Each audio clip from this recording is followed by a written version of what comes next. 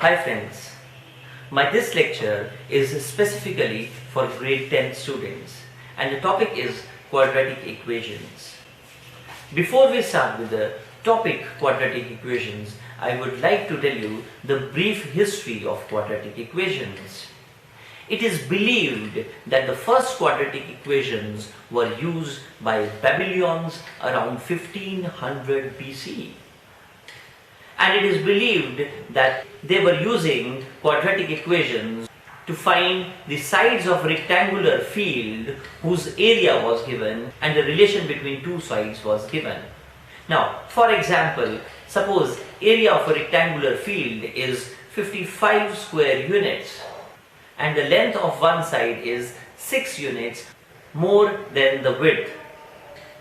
What Babylonians used to do was they solved this problem geometrically. They considered if we cut the field from one side with 3 units of length and rearrange it on other side, and we add a square piece of land whose each side is 3 units, that is, the area of the field has been increased by 9 square units. Now we will obtain a square whose area is 55 plus 9, that is 64 square units. It means the side of each square is 8 units. And very cleverly they used to find the sides of the required rectangular field, and the sides were nothing but 5 and 11. And after Babylonians, around 500 BC, Pythagoras gave the relationship between sides of rectangle and the diagonal, that is, the sum of squares of two adjacent sides of rectangle is equals to the square of the diagonal. But Pythagoras rejected the idea of irrational numbers. And the story is famous that Pythagoras told his disciples to swear that they will not talk about irrational numbers.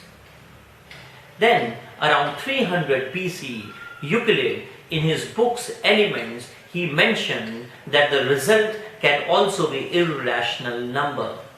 The main credit of studying and giving solution to quadratic equation is given to Indian mathematician Brahmagupta.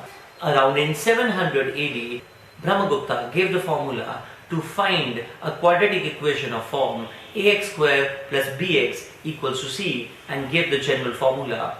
He also considered the negative solutions, and it is believed that Brahmagupta was the first mathematician who proved the quadratic equation may have two solutions. Other than this, Brahmagupta did a lot of work on properties of zeros and properties of negative numbers. In 820 AD, an Arab mathematician from Baghdad, Muhammad bin al-Khwarizmi, gave the general solution to find quadratic equation, but he did not consider the negative solutions. And it was al-Khwarizmi only from whom the formula travelled from Middle East Asia to Europe. In 1545, a mathematician, Cardano, he combined the work done by al-Khwarizmi and Euclid, and he first time took into account the complex number and the imaginary solutions to the quadratic equations. But ultimately, it was René Descartes who, in 1637, published in his book the general formula of quadratic equations, which we use nowadays. This was a brief history about quadratic equations. Let us start with our topic. First of all, let's discuss the definition of quadratic equation. Let's discuss the definition of quadratic equations. Any equation of the form ax square plus bx plus c equals to 0 is defined as a quadratic equation. Any value of x which satisfies the equation ax square plus bx plus c equals to 0 is defined as solution of that quadratic equation. Solution of quadratic equation, roots of quadratic equation, and zeros of a quadratic polynomial ax square plus bx plus c, all three are equal. Friends, in lower classes, you have already discussed the graphs of quadratic polynomial ax square plus bx plus c. Let me briefly discuss. In case if a is positive, we will obtain an upward parabola, and in case if a is negative, we will obtain a downward parabola. And these two parabolas may intersect the x-axis at 2 points. They may intersect the x-axis at 1 point, and there is a possibility that these graphs do not intersect the x-axis at all. And we know that abscissa of the point where the graph intersects the x-axis gives us the zeros of the quadratic polynomial, and the same are the solutions of quadratic equation ax square plus bx plus c equals to 0. It means quadratic equation may have two solutions. There is a possibility quadratic equation has one solution, and there is a possibility quadratic equation does not have any real valued solution. Let us discuss how to find the solutions of these quadratic equations. Friends, there are three methods to find the solutions of quadratic equation. The first one is by factorizing or splitting the middle term. Second one is by completing the square, and the third one is by using quadratic formula, which we will derive today in this lecture. Let's start with using factorization, and let's take an example of a quadratic equation 2x square minus 5x plus 3 equals to 0. Step number 1 is split minus 5x in such a way that the product of those two parts is 6 times x square and the sum is minus 5x. And we will split minus 5x as minus 3x minus 2x because the sum is minus 5x and the product is 6 times x square. Our given quadratic equation will become 2 times x square minus 3x minus 2x plus 3 equals to 0. Taking common, factorizing, we will obtain x minus 1 times 2x minus 3 equals to 0. Now, since product of these two terms is 0, it means one out of these two has to be 0. Means that solution will be either x equals to 1 or x equals to 3 by 2. If I try to solve the same problem with the next method, that is completing the square method, our step number 1 will be make coefficient of x square equal to 1. And how will we make coefficient of x square equals to 1? We will divide the whole equation by coefficient of x square. We will obtain x square minus 5 by 2 times x plus 3 by 2. Next step, shift the constant term on the right hand side. Step number 3, add half coefficient of x whole square both sides. Means in this case, we will add 5 by 4 whole square. Left hand side is a complete square. It's square of x minus 5 by 4. And solving right hand side, we will obtain 1 upon 16. Since square of left hand side is equal to 1 upon 16, hence taking root both sides, we will obtain x minus 5 upon 4 equals to plus minus 1 by 4. But before I proceed further, let me explain. In case square of left hand side is negative, then there does not exist any real valued solution. So square of LHS must be positive. Solving these two linear equations, we will obtain two solutions. The first one is x equals to 1 and second is x equals to 3 by 2.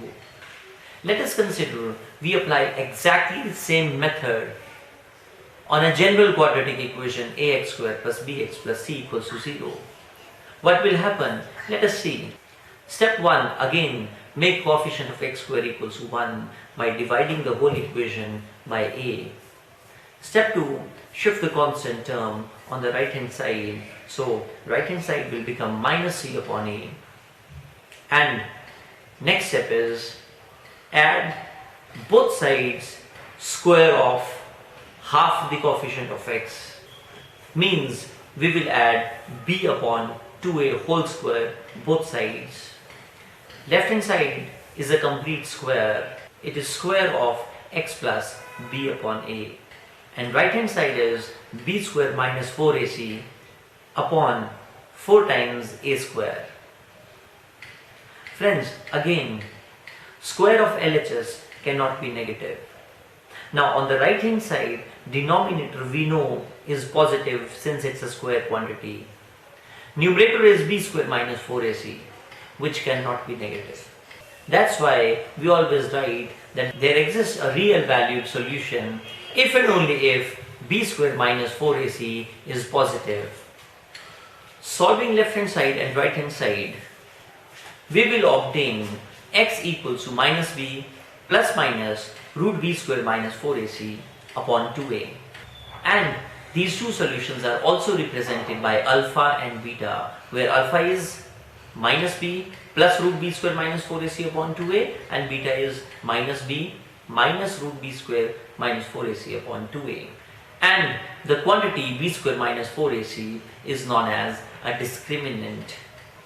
Let us discuss the nature of roots of a quadratic equation. Nature of roots depends upon the quantity b square minus 4ac, which is also known as discriminant. Case 1. If discriminant is negative, we have already discussed that square of a term cannot be negative, hence there will not be any real valued solution. Case 2. If b square minus 4ac equals to 0, and we substitute this value in the formula of alpha and beta, we will obtain that alpha and beta will become equal and they will be equal to minus b upon 2a. Means we will have equal roots. And the last case, if b square minus 4ac is positive, in that case alpha and beta, these two will be the distinct and real roots. For example, the equation which we have already been solving right from the beginning of the lecture, that is 2x square minus 5x plus 3 equals to 0. In this case, a equals to 2, b equals to minus 5 and c equals to 3. Our discriminant will be b square minus 4ac, which is equals to 1. Since discriminant is positive, so we will have two real and distinct roots.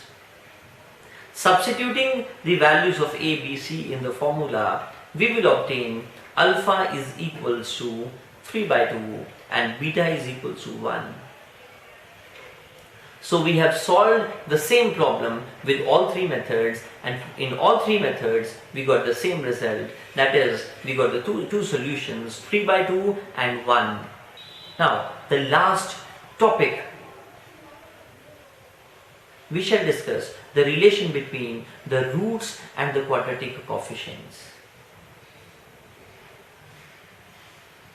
We know that in a quadratic equation ax square plus bx plus c equals to 0, values of alpha and beta we have already derived the formulas. If we add alpha and beta, we will obtain minus b upon a, means sum of two roots will always be equal to minus b upon a, that is negative coefficient of x upon coefficient of x square. And if we multiply alpha and beta, we will obtain c upon a, means product of two roots will always be equal to constant term upon coefficient of x square. Thank you.